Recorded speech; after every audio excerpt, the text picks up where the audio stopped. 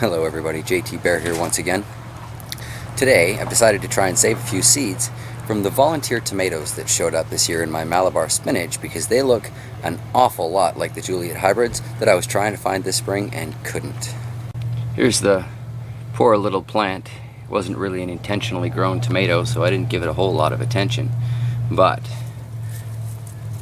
last year we found these tomatoes to be just some of the juiciest and yet meatiest, most flavorful things that we grew. And we had a good probably 11 varieties of tomatoes growing last year. But the catch with them is we found them on discount for 10 cents each for the plant because they were in distress. It was like late July and nobody had bought them yet. So brought them home, planted them against the advice of the people also wandering around the nursery, and had some amazing tomatoes. You can check that out in our 10-cent tomatoes in the wicking bucket video. But when I went to find these sweet Juliet hybrids this year so I could plant seeds, none to be found. So I'm really glad that this volunteer plant has showed up, like so many of the volunteers this year. And I'm going to take this bottom cluster of 4 and show you an interesting way to save tomato seeds without having to deal with intentionally letting them mold. So we'll just grab these off the vine here, nice and ripe, pluck right off. Let's get down to the man cave and I'll show you how I'm going to do that. So here we are, down in my man cave, and I'm going to show you what I'm going to try and do to save the seeds from these tomatoes this year. Like I said, this system does not involve letting them mold or anything like that, because I am quite allergic to mold and quite phobic of it. I'm going to cut these open into some nice wide slices. And you can see the seeds in there. Like I said, this is a nice meaty tomato, so there's not going to be a whole lot of them, but even 5 and I will be a very happy camper. Move these off to the side for now. And then it's just as simple as really smearing it onto the paper towel and trying to get the seeds out that way.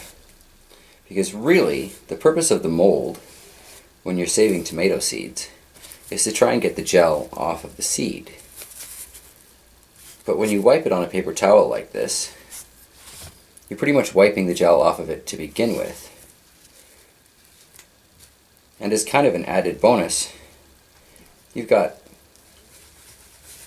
all your seeds drying fairly quickly on your paper towel. So I see 1,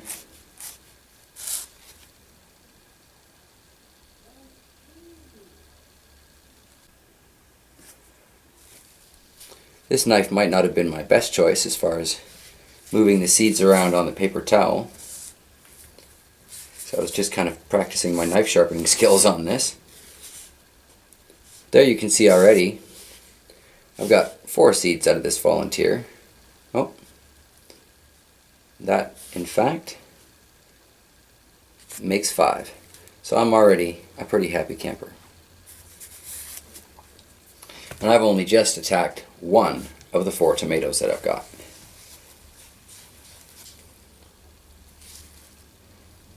As with most tomatoes, the real bounty of the seeds seems to be in the middle of this one.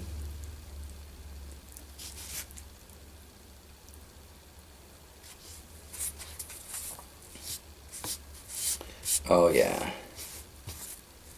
look at all those beauties.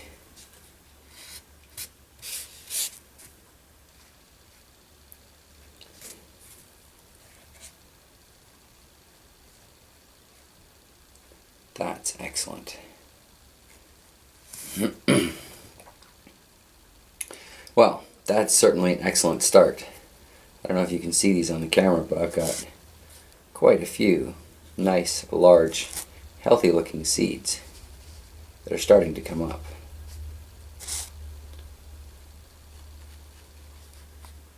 As with all the other seeds that I'm saving,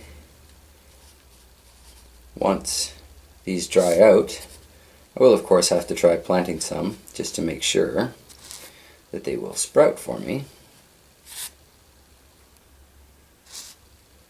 But I've got a great system for doing that down here, so that'll be just fine. And if these do end up sprouting a little bit early, I can always clone them off into dozens of plants before it's even time to put them outside, and be truly set for my tomato harvest this year. One reason I'm so excited about these is I feel they'll do really well in the aquaponics system based on how well the tumbling toms have done. Because they are a similar, smaller fruit,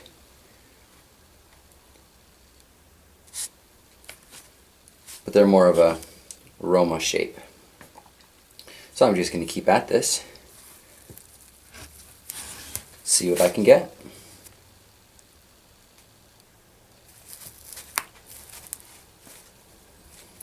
Again, just give it a good squeeze or a good push. Try and get the gel out of the meat of the tomato and onto your paper towel. And saving seeds can be as simple as that from tomatoes.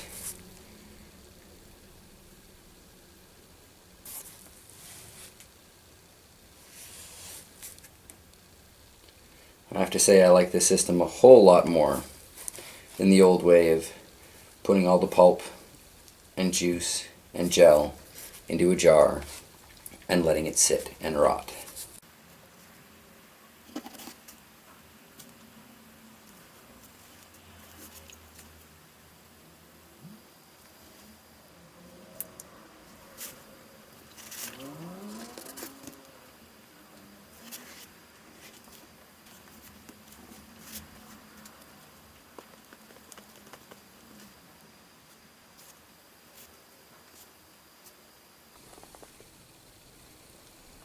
So as you can see, from those volunteer tomatoes, I have got a whole lot of seeds. And I'll still be able to use those in dinner for tonight.